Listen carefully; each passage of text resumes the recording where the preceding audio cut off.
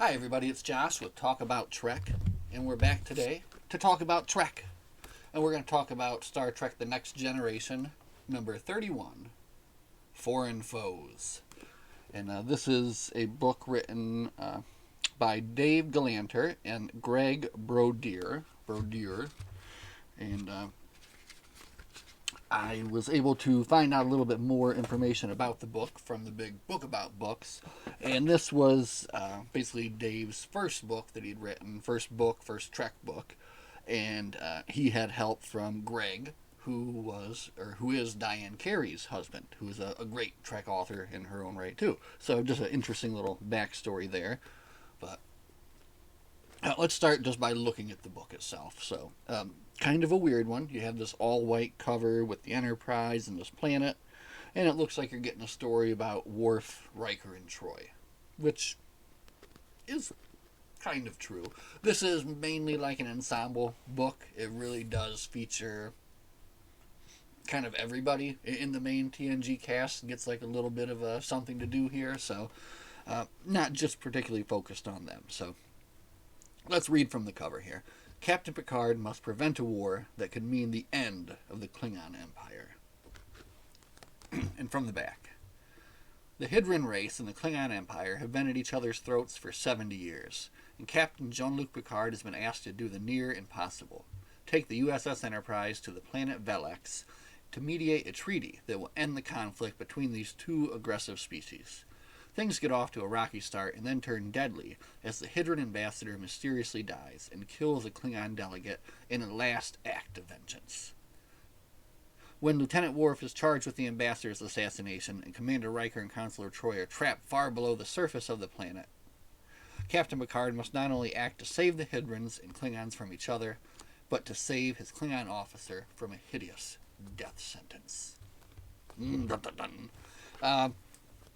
Yeah, I mean, that gives the gist of the book, but again, that gives away too much of the story, in my opinion.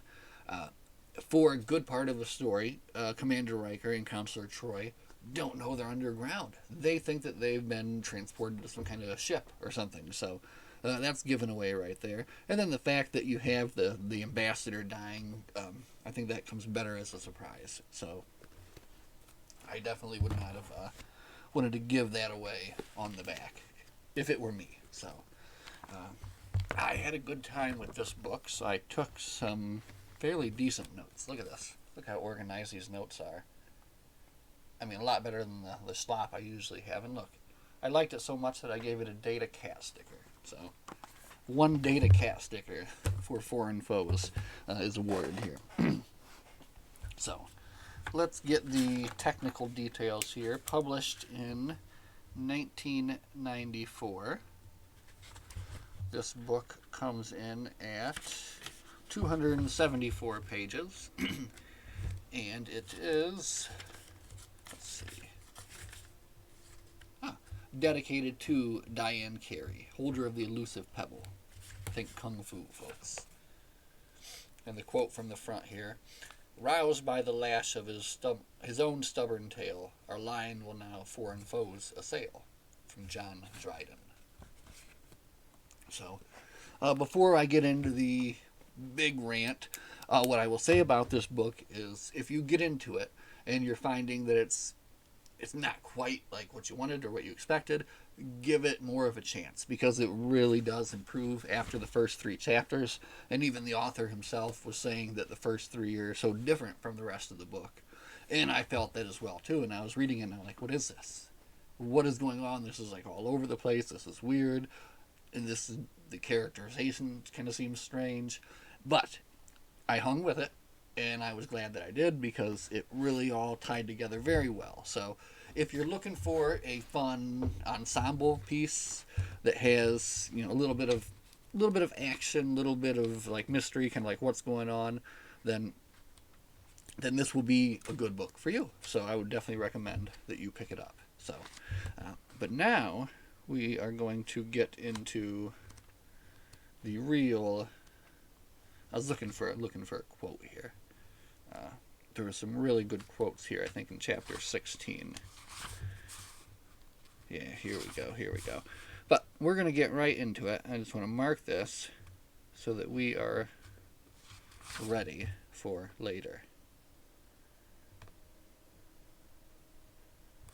Yeah, there we go. That's the page right there. Okay, so Star Trek TNG 31 Foreign Foes starts out with the Enterprise, of course, is being assigned this diplomatic mission.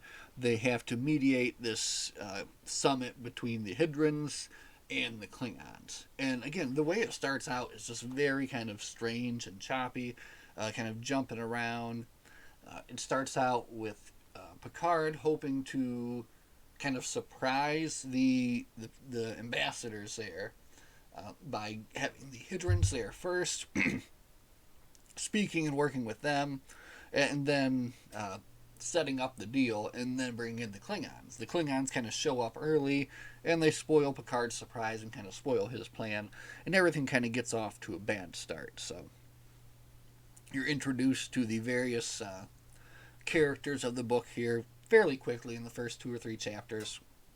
The Hydrons are led by their ambassador Zad, and the Hydrons are described as like a very moist people, which I thought was kind of funny.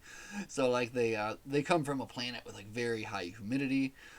To get along in normal atmospheres, they have to wear like a breather mask, and they wear these like moist cloaks to keep their bodies wet. They don't want to be dried out. So the Hydrons and the Klingons, they kind of indicate, have been at war for the past 70 years, with maybe the Klingons taking them over and them fighting them off.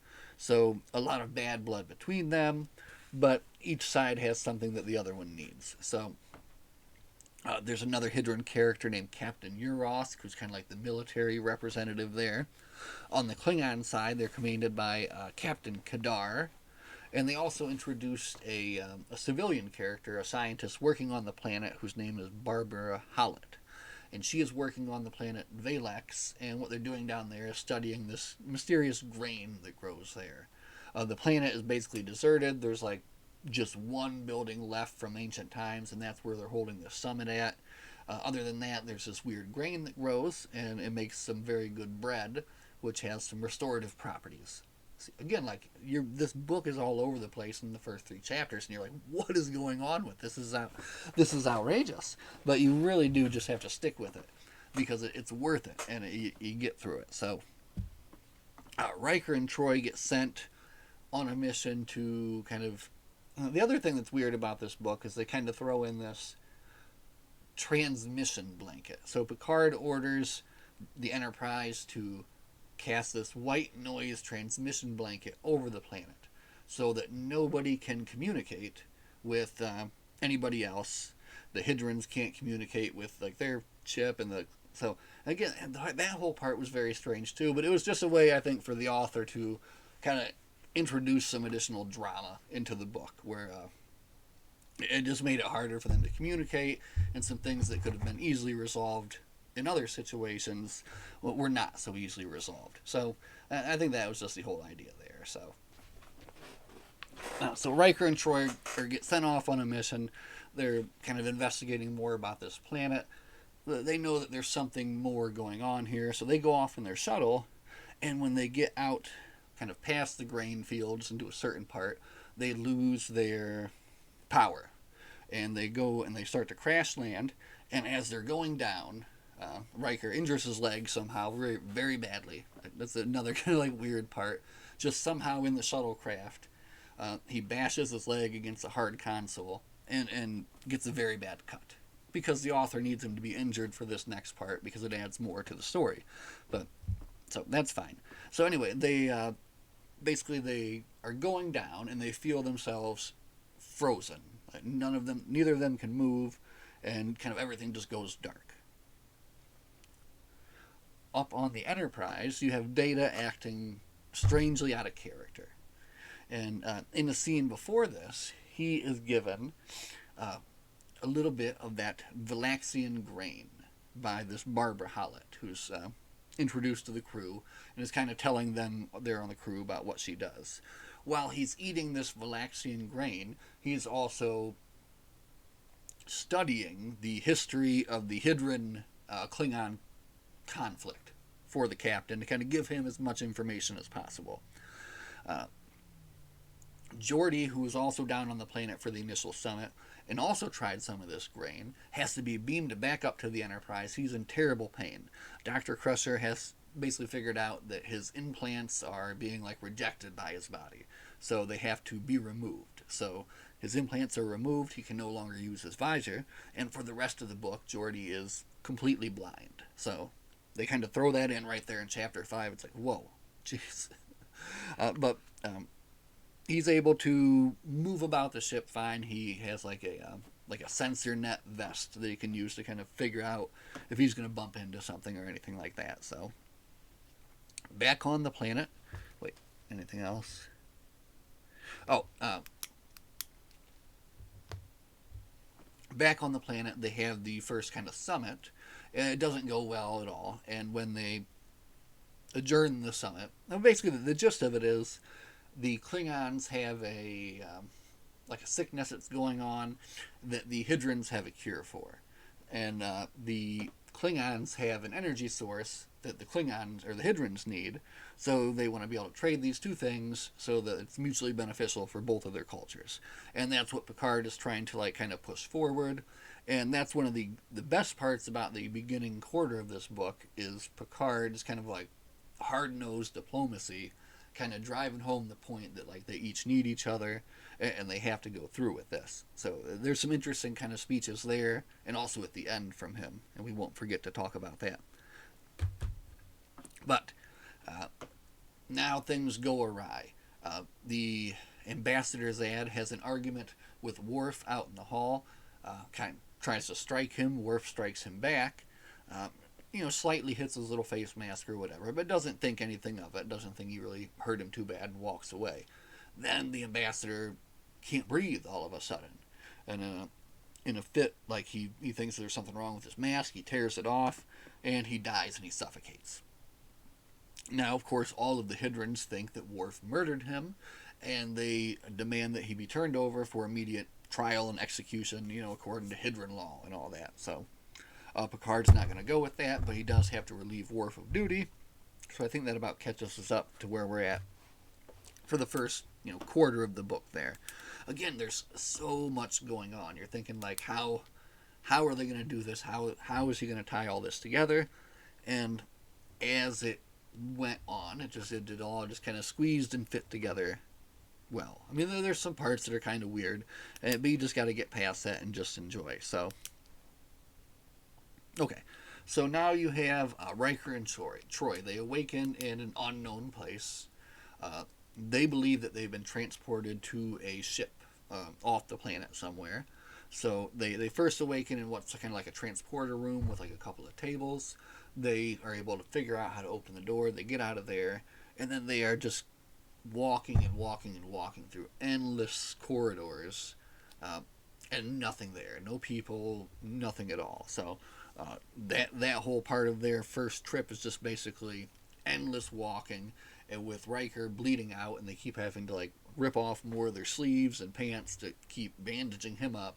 So they're looking pretty ragged, and they know that they can't keep this up, so they have to figure something out. So,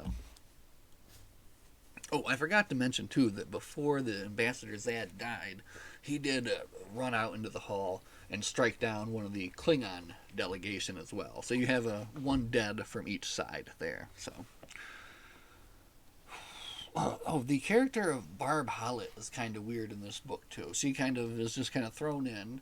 Again, she's like a scientist studying the grain there.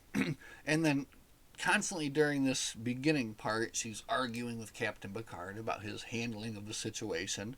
And admittedly, everything hasn't really gone perfectly for him, but she's kind of laying into him quite a bit. And it just kind of seems kind of weird. And he's kind of taking it because I guess there's nothing he can do. But so, here we go.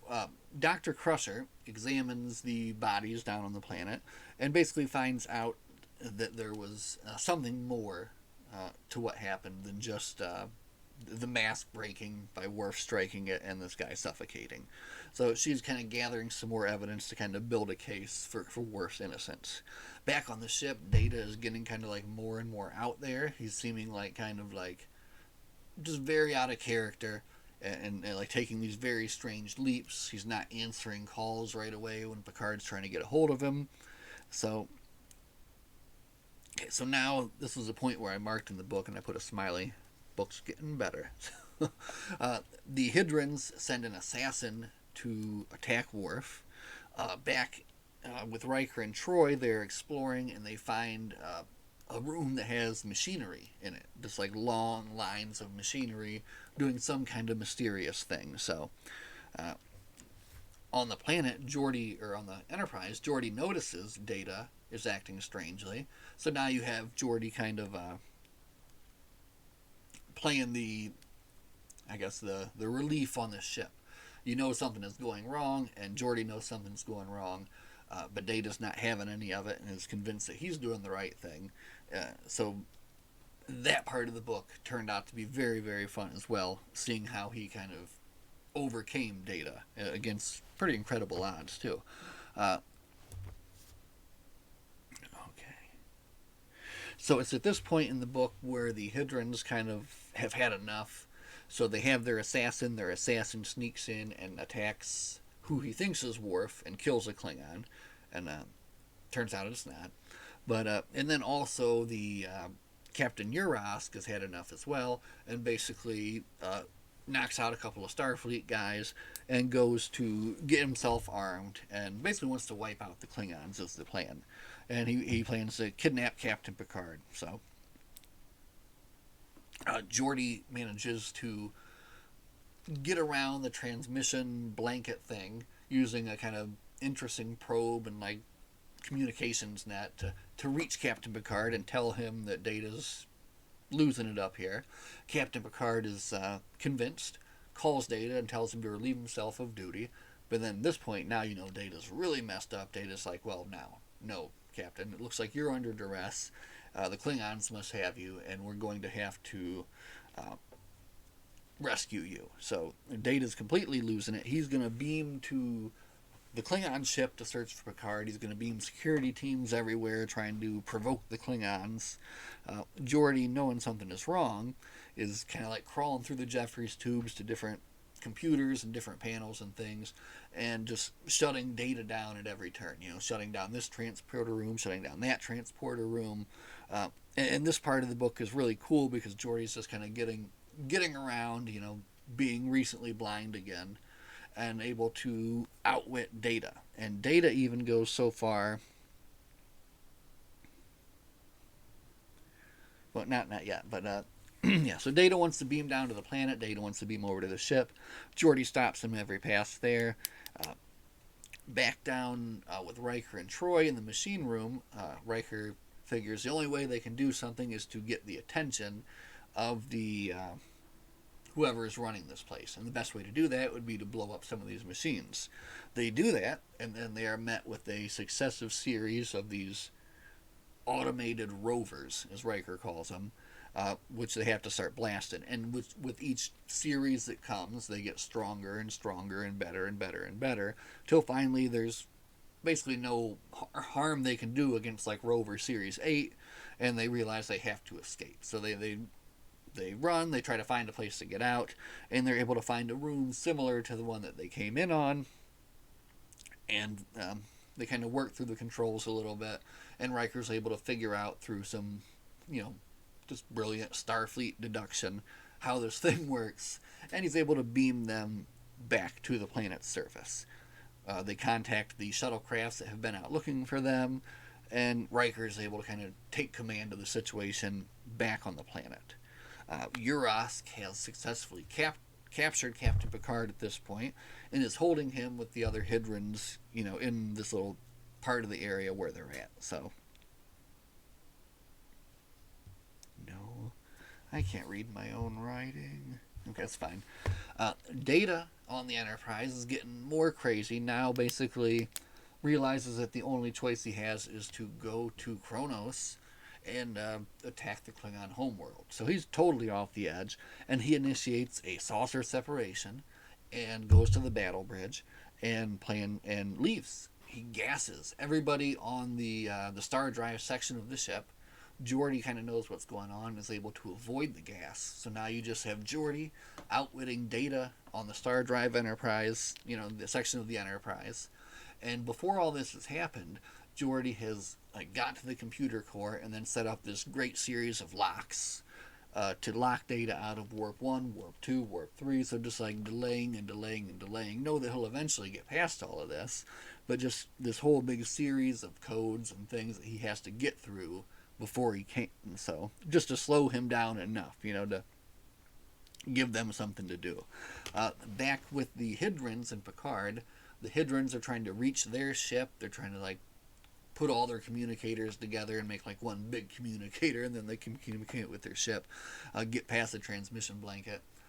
Picard sees what they're doing and figures out a pretty interesting way to get around it, where he suggests that just to make them more comfortable, they can turn on the hot water in the sink in the room and make it real steamy like it is on their planet. And they oh yeah, that's a great idea, and they agree and they do it. And but the steam short circuits the communicators, and then Uros gets pretty upset about that and ends up breaking Picard's arm and tossing him about a little bit. Good stuff, right? Again, right here at the end, this whole thing really comes together and gets very exciting. So, now at the end here, you have everybody gets a chance to shine. Dr. Crusher is able to solve the mystery of the grain, which is that the grain itself is not organic. It is made by this planet. So all these machines that Riker and Troy had seen underground were actually producing this grain, some sucking in the energies from the sun and then making this grain, and then the properties of this grain would then give you what turned out to be a short-term healing effect. So okay, so here we have the very exciting conclusion of the book. So you've got the Enterprise star drive section racing away to Kronos. Back on the planet, you have the Klingons who have just kind of fed up, and they've, as you know, Klingons always have a backup plan. So they've put together these projectile weapons using different pieces of their armor. One dude takes off his boot, one dude takes off his belt, and all of a sudden they got a whole gun built. So they've got these projectile weapons, and they want to confront the Hydrons. Starfleet has the Hydrons surrounded with Riker and Worf and the security teams that they have there. And then inside with the Picard, he's in with the Hydrons, who are kind of fed up and ready to make their move as well. So now you get the final big action scene here. The Hydrons kind of blast their way out, and they're running down the hallway, and then they're confronted by on one side by the Klingons and one side by Starfleet, and you got this kind of standoff here where everything could go horribly wrong or everything could go horribly right. But then this is where Picard and Worf as well are able to turn the tide in the classic kind of Starfleet fashion. So this was very long. This is chapter 16, and I just want to give the writer full credit, because in reading this, it reminded me almost of Picard when he was given the great speech in Measure of a Man. That's kind of how I was picturing this read, but just does very well here. So the context is they're trying to basically say, let me kill them. They killed our ambassador. And Picard is saying,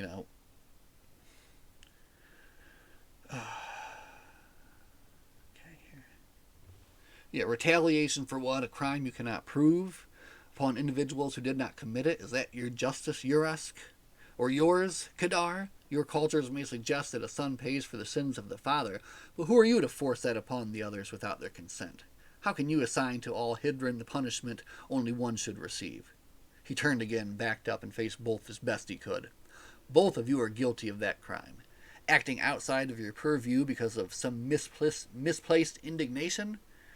They killed our ambassador, Yurusk shouted, pointing at Kadar. This is really good. This is the part that I really like. There is no they, Picard thundered. Theys do not exist. Groups neither have rights nor shared responsibility upon which judgments can be meted out. There is insufficient proof to suggest one Klingon killed your ambassador, let alone the entire race. Oh, right, that is so good. There is no they. Theys do not exist. I love that. I love that. That was so good.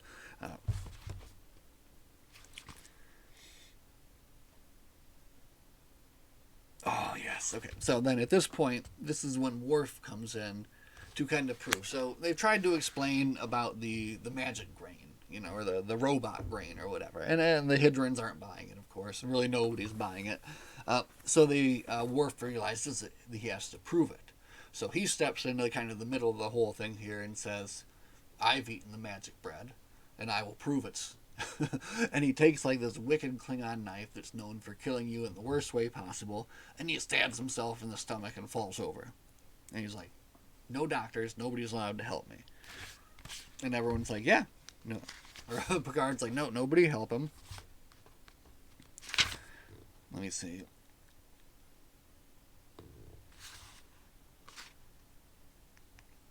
Yeah, so that was just a very good part of the book. Where, and of course, the grain heals Worf, and he's able to get up, and that kind of proves to Urask and Kadar what really has happened here. And then they're able to kind of all turn it around right at the end, where they all realize that what they're doing has been totally against like how they really want to be as a civilization, and they want to try to get their honor back.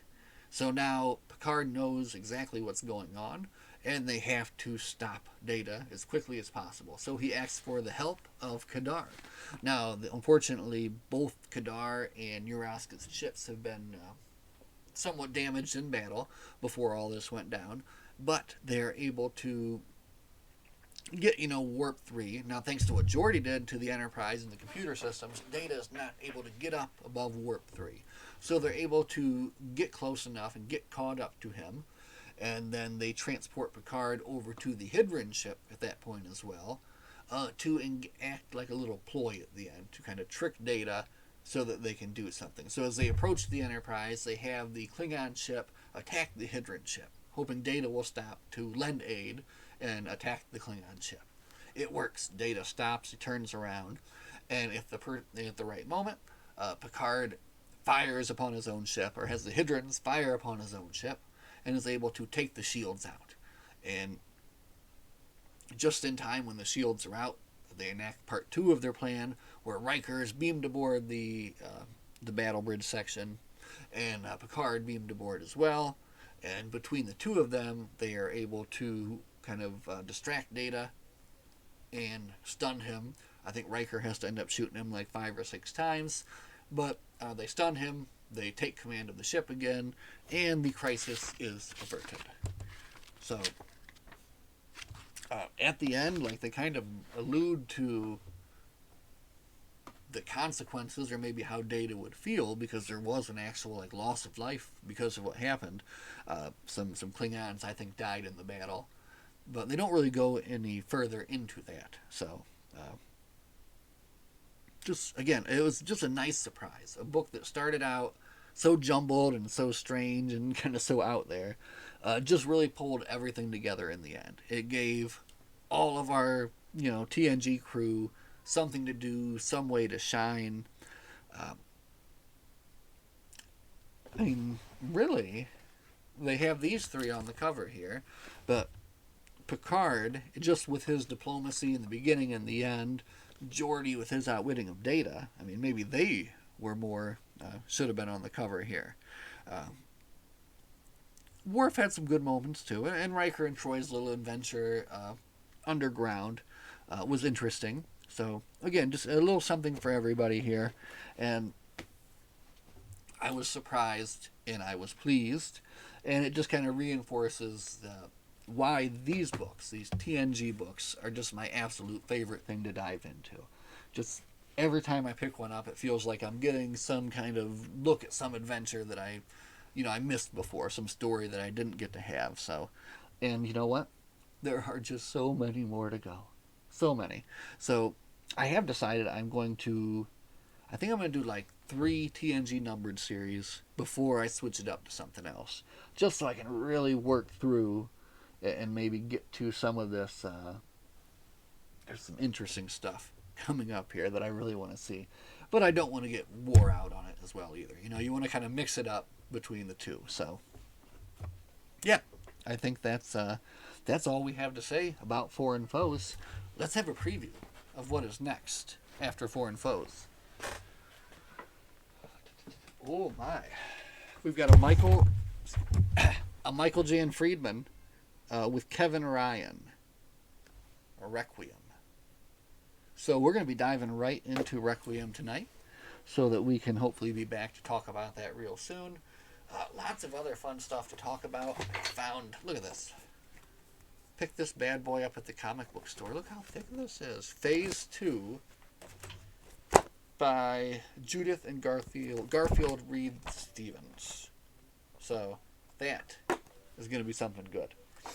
And also a very good find of a Counselor Troy toy, which I won't show right now, but look at this. This is the Retailer Summit 2006 Summit exclusive or whatever. Anyway, I've never seen it before, and now it's mine, and it's part of my Troy collection right back there on the shelf, which we're going to show you all sometime. So, okay, we've talked for 32 minutes and 41 seconds about the Star Trek book, so we're going to stop it right there and move on to something else for the night. So, thank you all so much for watching. As always, live long and prosper, and we'll see everybody in the next one.